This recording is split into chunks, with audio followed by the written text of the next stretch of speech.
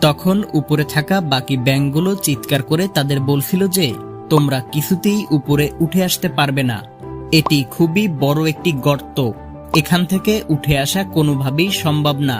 তাদের কথাগুলো এমন ছিল যেন তারা বলতে চাইছে শুধু কষ্ট করে লাভ নেই, আশা ছেড়ে দিয়ে মৃত্যুকে স্বীকার করে নাও, কষ্ট থেকে মুক্তি পাবে।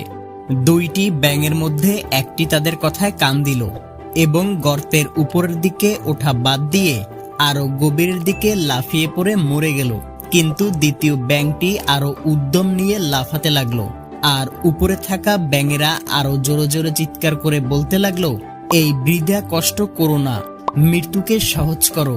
কিন্তু ব্যাঙটি অবশেষে উপরে উঠে এলো। উপরে ওঠার পর ব্যাঙটি যা বলল তাতে দলের সবাই অবাক হয়ে তাকিয়ে রইল। ব্যাঙটি বলল, উপর থেকে তোমাদের চিৎকার করে আমাকে উৎসাহ দেওয়ার কারণেই আমি